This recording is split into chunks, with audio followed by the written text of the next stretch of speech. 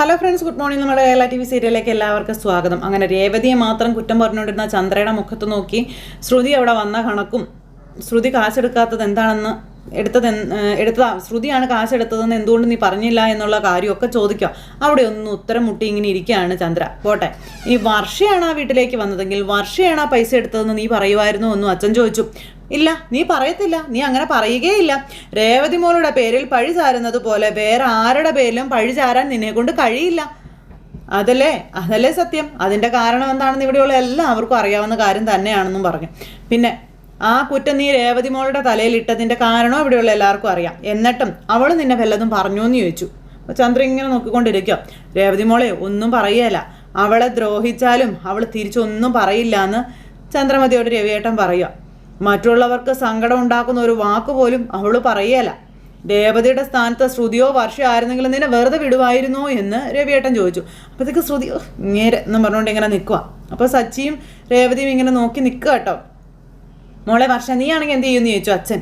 Uncle, Revathi ചേച്ചി ഒരു പാവ, ഞാനങ്ങനെയൊന്നുമല്ല, ഞാൻ തക്കതായ മറുപടി കൊടുത്തേനെ.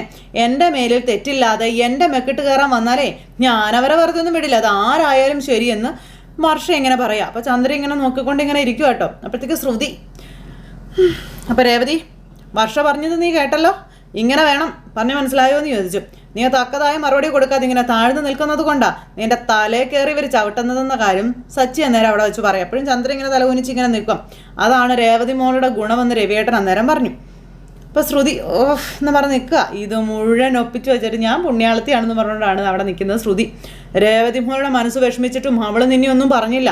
ഇപ്പോൾ കാശ് തിരികെ കിട്ടി. ഇപ്പം പോലും എനിക്ക് തെറ്റുപറ്റിപ്പോയി, ഞാൻ നിന്നെ അങ്ങനെ പറയരുതായിരുന്നു, സംശയിക്കരുതായിരുന്നു എന്ന് നീ അവളോട് പറഞ്ഞോ എന്ന് ചോദിച്ചു. നീ പറഞ്ഞോ? ഇപ്പോഴും നീ നിന്നെ തന്നെയല്ലേ ന്യായീകരിച്ചുകൊണ്ടിരിക്കുന്നത്, നീ എന്തെങ്കിലും പറഞ്ഞോ? അപ്പോൾ വീടാച്ചാ, ഇവരോടൊന്നും പറഞ്ഞിട്ട് കാര്യമൊന്നുമില്ല, ഇത് കൂടുതലൊന്നും ഇവരിൽ നിന്ന് പ്രതീക്ഷിക്കേണ്ടെന്ന് സച്ചിയും പറഞ്ഞു. ചന്ദ്രേ, ഇനിയെങ്കിലും എന്തെങ്കിലും പറയുന്നതിന് മുൻപ് ഒന്ന് ആലോചിക്കുക, ചിന്തിച്ചിട്ട് പറയാൻ നിൽക്കുക കേട്ടോ എന്ന് പറഞ്ഞു. രേവതിയും അവരുടെ അമ്മയും സഹോദരങ്ങളും പാവങ്ങളാണെന്ന് കരുതിയിട്ടേ എന്തും പറയാമെന്ന് അങ്ങ് വിചാരിക്കരുത്, കേട്ടല്ലോ. അങ്ങനെ ഒരു വിചാരം നിനക്കുണ്ടെങ്കിലേ അത് അവിടെ തന്നെ വെച്ചേക്കണമെന്നും പറഞ്ഞു അച്ഛൻ എന്ന് പറഞ്ഞുകൊണ്ടിരിക്കുക ചന്ദ്ര. കാര്യങ്ങളെല്ലാം പറഞ്ഞ് അച്ഛൻ ഇതിന് തീരുമാനം ഉണ്ടാക്കി. അങ്ങനെ അതും പറഞ്ഞ് എല്ലാവരും ഇങ്ങനെ ഇരിക്കുമ്പം അവൾക്ക് ചോദിക്കാനും പറയാനും ആരും ഇല്ല എന്ന് നീ വിചാരിക്കേണ്ട. അവളുടെ അച്ഛൻ ഇന്ന് ജീവിച്ചിരിപ്പില്ല, പക്ഷേ ആ സ്ഥാനത്ത് ഞാനുണ്ടെന്ന് രവിയേട്ടൻ ചന്ദ്രയോട് പറയുമ്പോൾ ചന്ദ്ര അന്തം വിട്ടിങ്ങനെ നോക്കുക. അപ്പോൾ രേവതിക്കൊക്കെ അത്ഭുതം. രേവതി മോളെ കരയിപ്പിച്ചാലേ ഞാനത് ചോദിക്കും, അതാരോടായാലും ഞാൻ ചോദിക്കുമെന്ന് അച്ഛൻ പറയുമ്പോഴേക്കും നമ്മുടെ രേവതിക്ക് സന്തോഷമായി. രേവതിയുടെ കണ്ണൊക്കെ നിറഞ്ഞു. രേവതി അവിടെ നിന്ന് ഇങ്ങനെ സന്തോഷത്തോടു കൂടി കരയാണ്. അപ്പോൾ ശ്രുതിക്ക് അതൊന്നും പിടിക്കണില്ല കേട്ടോ.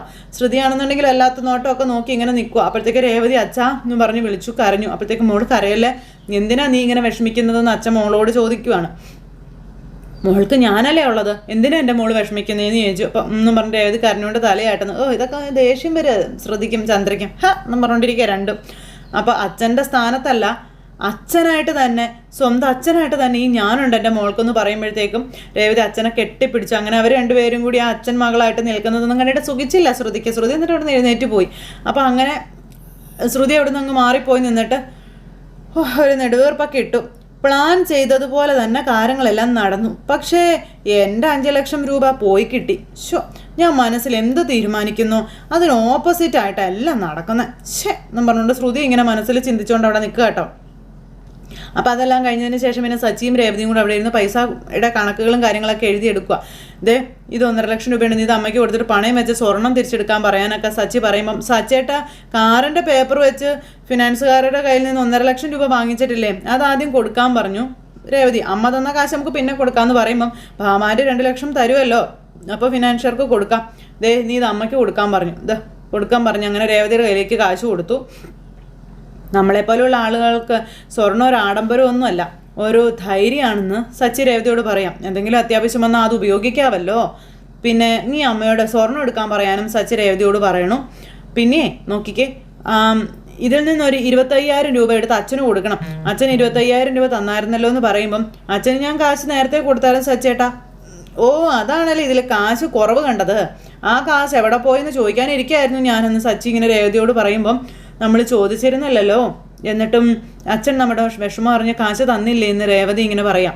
ഞാൻ കൊടുത്തപ്പോൾ അച്ഛനത് വാങ്ങിച്ചിരുന്നില്ല, നിങ്ങൾ വെച്ചോളാൻ പറഞ്ഞെന്ന് പറഞ്ഞു. അപ്പോൾ ഞാൻ പിന്നെ നിർബന്ധിച്ച് അച്ഛൻ്റെ കയ്യിലേക്ക് കൊടുത്തതെന്നൊക്കെ രേവതി പറയും. എന്നിട്ട് പറഞ്ഞു, ഈ കാശ് ബാങ്കിലുണ്ടാകും, എന്തെങ്കിലും ആവശ്യമുണ്ടെങ്കിൽ പറഞ്ഞാൽ ഞാനത് എടുത്തു തരാമെന്ന്. അപ്പോൾ അതാണ് എൻ്റെ അച്ഛനെന്ന് സച്ചി. അപ്പോൾ അങ്ങനെ അവർ ഇപ്പം നടന്ന കാര്യങ്ങളെ പറ്റിയൊക്കെ സംസാരിക്കുക. അതുപോലെ തന്നെ ഇവരുടെ വഴി, അതായത് ഇവർക്ക് നഷ്ടപ്പെട്ടു പോയത് ഇവർക്ക് തിരിച്ചു വന്ന വഴികളൊക്കെ സച്ചി ഇങ്ങനെ പറയാം, അത് മനസ്സിൻ്റെ നന്മ കൊണ്ടാണെന്നൊക്കെ പറഞ്ഞ്. അപ്പോൾ ഇങ്ങനൊരു പ്രതിസന്ധി വന്നു കഴിഞ്ഞപ്പോൾ അച്ഛൻ എൻ്റെ കൂടെ തന്നെ നിന്നു. പിന്നെ അന്ന് അച്ഛൻ നമ്മളോട് വളരെ ഇതായിട്ട് സംസാരിച്ചു. പിന്നെ ശരത്തിനോട് ഞാൻ ഈ കാര്യങ്ങളെല്ലാം പറഞ്ഞു. ഇനി ഒരിക്കലും അവൻ തെറ്റിൻ്റെ വഴി പോകില്ലെന്ന് അവൻ എന്നോട് പറഞ്ഞു. അപ്പോൾ അച്ഛനും ഒരേ സമയം സങ്കടവും ദേഷ്യവും ഒക്കെ വന്നില്ലായിരുന്നോ? അച്ഛനാണെങ്കിൽ നിയന്ത്രണം വിട്ട് അമ്മയെ തല്ലുമെന്നായിരുന്നു എൻ്റെ പേടിയെന്നൊക്കെ ഇങ്ങനെ പറയാം.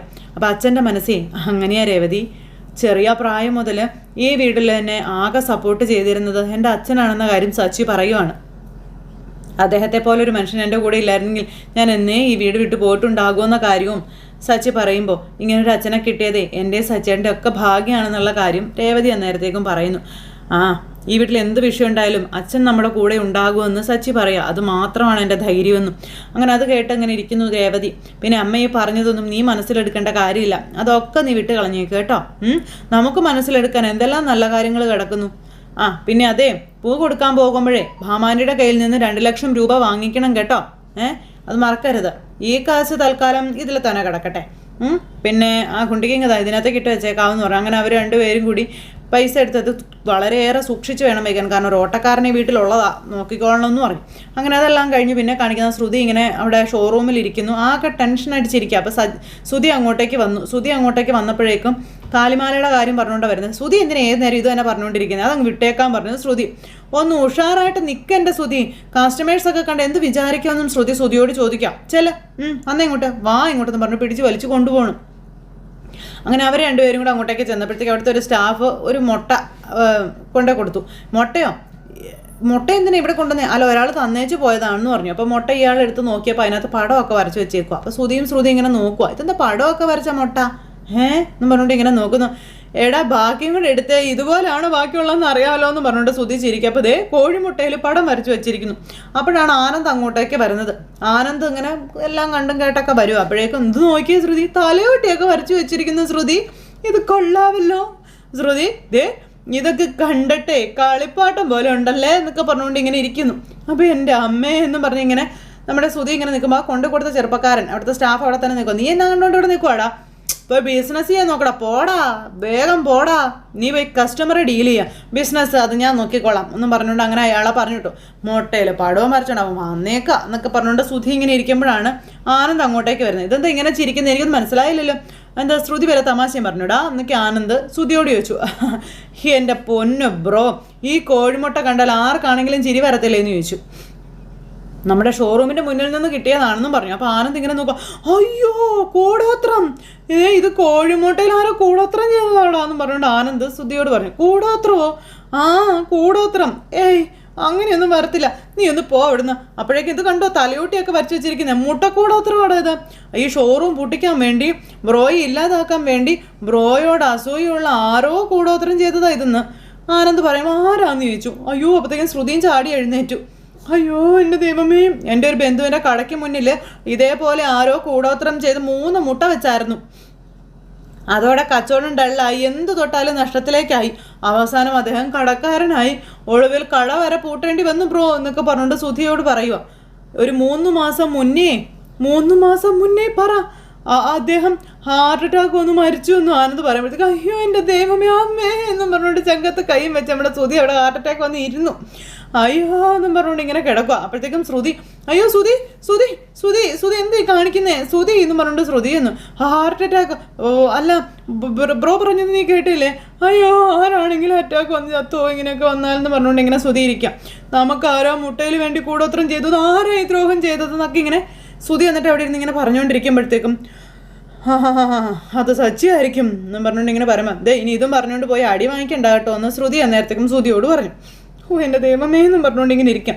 അവനൊന്നും ആയിരിക്കത്തില്ല ശ്രുതി, പിന്നെ നമ്മുടെ ഇതേ ബിസിനസ് ചെയ്യുന്ന വേറെ ആരെങ്കിലും ആയിരിക്കും എന്ന് ശ്രുതി പറയുമ്പോൾ അയ്യോ എൻ്റെ കട പൂട്ടും ദൈവമേ, ഞാൻ കാലിയാകുവേന്നും പറഞ്ഞുകൊണ്ടിരുന്ന് കരഞ്ഞുകൊണ്ടിരിക്കണം. ഞാനിനി എന്നാ ചെയ്യുമെന്നും ചോദിച്ചുകൊണ്ട് ഇങ്ങനെ കിടന്ന് ആദ്യം പിടിക്കുമ്പം അയ്യോ ശ്രുതി പേടിക്കാതെ എൻ്റെ ശ്രുതി, ഒന്നും സംഭവിക്കാൻ പോകുന്നില്ല. ബ്രോ ഒന്ന് ഇങ്ങോട്ട് നടന്നേ, ഇതിന് എന്തെങ്കിലും ഒരു വഴി, എന്തെങ്കിലും ഒരു പോകാൻ വഴി ഉണ്ടോ എന്ന് ചോദിക്കുമ്പം എന്നാൽ സ്വാമിയുടെ അടുത്ത് നമ്മൾ പോയില്ലേ, അവിടെ പോയാലോ? നമ്മളവിടെ പോയതല്ലേ, അപ്പോൾ നമുക്ക് സമയം പാഴാക്കാതെ അങ്ങോട്ട് പോകാം. അദ്ദേഹം ഇപ്പോൾ ഇവിടെ ഇല്ലെന്നേ, നമുക്ക് ഫോൺ ചെയ്ത് നോക്കാം. അപ്പോൾ ഹലോ തിരുമേനി, ഞാൻ ഇന്നാൾ വന്ന് ഇന്ന ആളായിരുന്നേ, അപ്പോൾ ഇപ്പോൾ സ്വാമി സ്ഥലത്തില്ലെന്നൊന്ന് പറഞ്ഞായിരുന്നല്ലോ, അതുകൊണ്ടാട്ടോ ഫോണിൽ വിളിച്ചത്.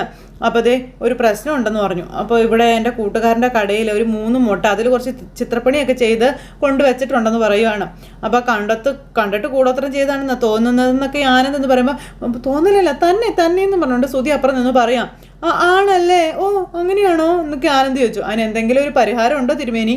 അപ്പോഴും അവിടുന്ന് പറഞ്ഞു കൊടുക്കും. അപ്പോഴത്തേക്ക് ശ്രുതിയുടെ കയ്യിലേക്ക് ഫോൺ കൊടുത്തു. ശ്രുതിയോട് വിവരങ്ങളെല്ലാം പറയുവാണ്.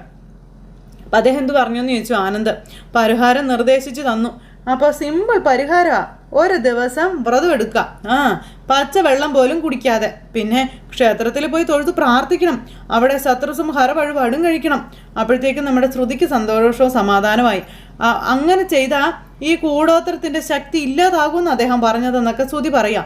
അല്ല, അതിനിടയിൽ അമ്മ എന്നൊക്കെ പറയുന്നുണ്ടായിരുന്നല്ലോ, അത് പിന്നെ എനിക്ക് ഏറ്റവും ഇഷ്ടമുള്ള ആരെയാണെന്ന് ചോദിച്ചപ്പം ഞാൻ അമ്മയാണെന്ന് അങ്ങ് പറഞ്ഞു എന്ന് ഈ ശ്രുതി പറയാം. അപ്പോൾ ശ്രുതി ഇങ്ങനെ നോക്കുക, അതോണെയാണെന്ന് മനസ്സിലായി. നിന്നെ എനിക്ക് ഇഷ്ടമാ എന്ന് പറഞ്ഞുകൊണ്ട് ഇങ്ങനെ നിൽക്കുമ്പം അല്ല അതെന്തിനാ അങ്ങനെ ചോദിച്ചത്? അത് പിന്നെ അതെ, ഈ കൂടോത്രം എന്നെ മാത്രമല്ല എൻ്റെ കൂടെയുള്ള എനിക്ക് ഏറ്റവും ഇഷ്ടമുള്ള ആളെയും ബാധിക്കുമെന്നാണ് പറഞ്ഞത്. പിന്നെ ഇതിനുള്ള പരിഹാരക്രിയ ചെയ്തില്ലെങ്കിൽ എൻ്റെ ബിസിനസ് തകർന്നു പോകും, ഈ ഷോറൂം പൂട്ടേണ്ടി വരും, ഞാൻ ആകെ തകർന്ന് തരിപ്പണമാകും എന്നൊക്കെ പറഞ്ഞു നിന്ന് കരഞ്ഞുകൊണ്ട് നിൽക്കും. അപ്പോൾ അവൻ്റെ അമ്മയ്ക്ക് ജീവഹാനി വരെ ഉണ്ടാകുമെന്ന് പറഞ്ഞു എന്നൊക്കെയാ ആ തിരുമേനി പറഞ്ഞതെന്നൊക്കെ പറയുമ്പം അപ്പോൾ എൻ്റെ പേര് പറയാത്തത് നന്നായി എന്ന് ശ്രുതി പറയണു. അപ്പോഴത്തേക്കും എന്നും പറഞ്ഞുകൊണ്ട് ഇങ്ങനെ ശ്രുതി നോക്കുക, ശ്രുതി എന്നും പറഞ്ഞ് വിളിച്ച്. ഇനിയിപ്പോൾ അമ്മയെ എൻ്റെ കൂടെ വ്രതം എടുക്കേണ്ടി വരും. അമ്മ എടുക്കുമോ? മകന് വേണ്ടി ജീവൻ പോലും കൊടുക്കാൻ തയ്യാറാകുന്ന അമ്മയല്ലേ. അപ്പം പിന്നെ 2 പേരും കൂടെ ചേർന്ന് വ്രതമൊക്കെ എടുത്ത് ക്ഷേത്രത്തിലൊക്കെ ഒന്ന് പോയി വഴിപാടൊക്കെ കഴിച്ച് ഈ കൂടോത്രത്തിൻ്റെ ശക്തി അങ്ങ് ഇല്ലാണ്ടാക്കണം, അതാ ചെയ്യേണ്ടതെന്ന് ആനന്ദ് പറഞ്ഞു കൊടുക്കുക. ശ്രുതി, അതെ ആ തിരുമേനി 1000 രൂപ അങ്ങോട്ടേക്ക് അയച്ചു കൊടുക്കാൻ പറഞ്ഞെന്ന് പറഞ്ഞു. അതെ, തരുമോ? അയച്ചു കൊടുക്കണോ? അപ്പോഴത്തേക്ക് ശ്രുതി ഇങ്ങനെ തുറിച്ച് നോക്കുക ശ്രുതിയെ. അങ്ങനെ 2 പേരും കൂടെ അവിടെ നിൽക്കുന്നു. അയച്ചു കൊടുക്കാം അല്ലേ? ഇപ്പം തന്നെ കൊടുക്കാം എന്നും പറഞ്ഞുകൊണ്ട് ഇങ്ങനെ അവിടെ നിന്ന് പൈസ അയച്ചിട്ട് നേരെ വീട്ടിലേക്ക് പോയി. അമ്മേന്ന് വിളിച്ച്. അമ്മേ, നീ എന്നതാടേ കാണിക്കുന്നത്? നീ എന്തിനിങ്ങനെ ഒച്ച വയ്ക്കുന്നത്? അമ്മേ, നമ്മൾ തമ്മിൽ സംസാരിക്കുന്നത് വേറെ ആരും കേൾക്കാൻ പാടില്ല. ചുറ്റിനും നമുക്ക് പാറകളാണ് താമസിക്കുന്നത്, നമ്മൾ പറയുന്നത് ആരും കേൾക്കാൻ പാടില്ല. അപ്പം നിനക്ക് എന്താ പറ്റിയെന്ന് ചോദിച്ചു ചന്ദ്ര.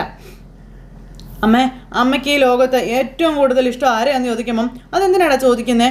എനിക്ക് ഏറ്റവും ഇഷ്ടം നിന്നോടാണെന്ന് നിനക്കറിയില്ലേ എന്ന് ചന്ദ്രൻ ചോദിക്കും. ആണല്ലോ ശ്രുതി, കണ്ടോ അമ്മ പറഞ്ഞു, നീ കേട്ടോ? അതാ എൻ്റെ അമ്മ. ഞാൻ പറഞ്ഞതുപോലെ തന്നെ എൻ്റെ അമ്മയും പറഞ്ഞു, കേട്ടോ? അമ്മയെന്ന് പറഞ്ഞാലേ എനിക്ക് ജീവൻ. അതുപോലെ തന്നെയാ എൻ്റെ അമ്മയ്ക്ക് എന്നെയും, അല്ലേ അമ്മേ? ഞങ്ങൾ തമ്മിൽ അത്രയ്ക്ക് സിങ്കാ എന്നൊക്കെ പറയുമ്പോൾ എന്നും പറഞ്ഞുകൊണ്ട് ഇങ്ങനെ തലയാട്ടിക്കൊണ്ട് നിൽക്കുക ശ്രുതി. എൻ്റെ പൊന്നമ്മ, എൻ്റെ ചക്കര അമ്മ എന്ന് പറഞ്ഞ് അമ്മയെ കെട്ടിപ്പിടിക്കാൻ നോക്കുമ്പോൾ വിടറ ഇങ്ങനെ ഓവറായിട്ട് നീ സ്നേഹം നടിക്കുമ്പോഴേ എനിക്ക് പേടി. എൻ്റെ പൊന്ന് ശ്രുതി, നീ എന്നെ വിട്, നീ എന്നെ കുഴിച്ചടിക്കാനുള്ള പണി ഞാൻ വിടടാന്ന് പറഞ്ഞുകൊണ്ട് ശ്രുതിയെ പിടിച്ചൊരു ഒറ്റ തള്ളു. ശ്രുതി പോയി ഒരൊറ്റ വീഴ്ചയായിരുന്നു. അമ്മ എന്തിനാ ഇങ്ങനെയൊക്കെ പറയുന്നതെന്ന് ചോദിച്ചു.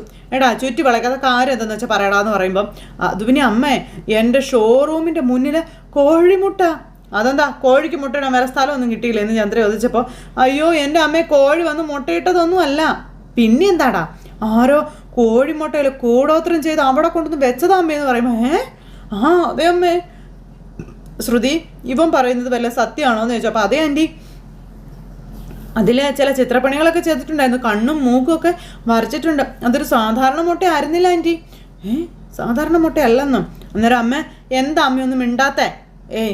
അത് കൂടോത്രം ചെയ്തൊന്നും ആയിരിക്കത്തില്ല എന്ന് പറഞ്ഞപ്പം എൻ്റെ അമ്മ അത് കൂടോത്രം തന്നെയാണ്, ഞാൻ ആ ജോത്സ്യരെ വിളിച്ച് കൺഫേം ചെയ്തു. ആണോടാ? എൻ്റെ അമ്മ എൻ്റെ ബിസിനസ് തകർക്കാൻ വേണ്ടി എന്നോട് അസൂയുള്ള ആരോ ചെയ്തതായിരുന്നൊക്കെ പറയണം. അപ്പോൾ അതെ, ഇപ്പം പെട്ടെന്ന് തന്നെ പരിഹാരക്രിയ ചെയ്യണമെന്നാണ് ജോലിച്ചർ പറഞ്ഞിട്ടുള്ളത്. എന്താ പരിഹാരം? അത് പരിഹാരം വളരെ സിമ്പിളാണ് അമ്മേ. ഒരു ദിവസം നമ്മൾ വ്രതം എടുക്കണം, അത്രേ ഉള്ളൂ. അത്രേ ഉള്ളൂ. പക്ഷേ ദാഹിച്ച വെള്ളം പോലും കുടിക്കാൻ പാടില്ല. അതിനുശേഷമേ കുളിച്ച് ക്ഷേത്രത്തിൽ പോയി ശത്രുസംഹാര പൂജ ചെയ്ത് നമ്മൾ നല്ലതുപോലെ പ്രാർത്ഥിക്കണം. അപ്പം നിനക്ക് അത്ര പേടിയാണെങ്കിൽ നീ ചെയ്യും. നാളെ രാവിലെ തന്നെ വ്രതം എടുത്ത് തുടങ്ങിക്കോ, കേട്ടോ? അയ്യോ അമ്മേ, പക്ഷേ ആ പരിഹാരമേ ഞാൻ മാത്രം ചെയ്താൽ പോരാ, പിന്നെ അമ്മയും കൂടി എൻ്റെ കൂടെ ചേർന്ന് ചെയ്യണം. എന്ത്, ഞാനും ചെയ്യാനോ? ഞാൻ ചെയ്യത്തൊന്നുമില്ല. അമ്മ അത് ജ്യോത്സ്യൻ പറഞ്ഞതാ അമ്മേ. ജ്യോത്സ്യൻ എന്നോട് ചോദിച്ചു നിനക്ക് ഈ ലോകത്ത് ഏറ്റവും കൂടുതൽ ഇഷ്ടം ആരോടാണെന്ന്. അപ്പം അമ്മയുടെ പേര് ഞാൻ പറഞ്ഞു. അപ്പം നീയും അമ്മയും കൂടി ചെയ്യണമെന്ന് ആ ജ്യോത്സ്യർ പറഞ്ഞത്. നാശം എന്ന് പറഞ്ഞ് നിൽക്കുക ചന്ദ്ര. അമ്മ ചെയ്തില്ലെങ്കിൽ എൻ്റെ അമ്മയ്ക്ക് പ്രശ്നം ഉണ്ടാകും. നിന്നോടാരാ എൻ്റെ പേര് പറയാൻ പറഞ്ഞതെന്ന് ചോദിച്ചുകൊണ്ട് ചന്ദ്ര ദേഷ്യപ്പെടുക. നിൻ്റെ ഭാര്യയുടെ പേര് നിനക്ക് പറയാറുന്നില്ലേ എന്ന് ചോദിക്കുമ്പോൾ അപ്പോൾ എനിക്കെന്തെങ്കിലും പറ്റിയ ഒരു കുഴപ്പമില്ലേ എന്ന് ശ്രുതി ചോദിച്ചു. ശ്രുതി അത് അങ്ങനെയല്ല മോളെ, നീ ചെറിയ പ്രായമല്ലേ മോളെ എന്ന് വെച്ച്. അല്ല, നീ ഭക്ഷണം കഴിക്കാതിരുന്നാലും നിനക്ക് കുഴപ്പമൊന്നും ഉണ്ടാവില്ലല്ലോ. ഞാൻ അങ്ങനെയാണോ? എനിക്ക് ഒരു നേരം പോലും ഭക്ഷണം കഴിക്കാതിരിക്കാനേ പറ്റത്തില്ല മോളെ. കഴിച്ചില്ലെങ്കിൽ എനിക്ക് ഗ്യാസ് വരും, തല കറങ്ങി ഞാൻ വീഴും, അങ്ങനെയൊക്കെ ഉണ്ട്. എടാ മോനെ ശ്രുതി, അമ്മ വ്രതം എടുക്കുന്നില്ലടാ, പറയുന്നത് കേക്കടാ. അപ്പം എന്താ അമ്മ ഇങ്ങനെ? അമ്മ പറയാറില്ലേ എന്നെ അത്രയ്ക്ക് ഇഷ്ടമാണെന്നോ? എന്നിട്ട് എനിക്ക് വേണ്ടി ഇതൊന്നും ചെയ്യ അമ്മേ. എനിക്ക് നിന്നെ ഇഷ്ടമല്ല, നീ പോടാ. അതേ വ്രതം എടുത്തതിന് പരിഹാരം ചെയ്തില്ലെങ്കിലേ എൻ്റെ ബിസിനസ് പൊളിഞ്ഞ് ഞാൻ തകർന്ന് തരിപ്പണമാകി പോകും അമ്മേ. പിന്നെ അമ്മയ്ക്ക് അറ്റാക്ക് വരുമെന്നാണ് പറഞ്ഞത്. ഞാൻ പറഞ്ഞതല്ല, ആ ജ്യോത്സ്യം പറഞ്ഞതാണെന്നും പറഞ്ഞുകൊണ്ട് ഇങ്ങനെ ഓരോന്ന് പറയുകയാണ്. ജീവഹാനി വരെ എൻ്റെ അമ്മയ്ക്ക് സംഭവിക്കും അമ്മേ എന്ന് പറഞ്ഞുകൊണ്ട് ശ്രുതി ഇങ്ങനെ പറയുമ്പോൾ പേടിച്ച് വരച്ച് നിൽക്കുന്ന ചന്ദ്രയെ കാണിച്ചുകൊണ്ട് ഇന്നത്തെ നമ്മുടെ കഥ അവസാനിച്ചു. അപ്പോൾ എല്ലാവരും കാത്തിരുന്ന് കാണണോട്ടെ. എല്ലാവർക്കും നല്ലൊരു ദിവസം ആശംസിക്കുകയാണ്. ടാറ്റാ.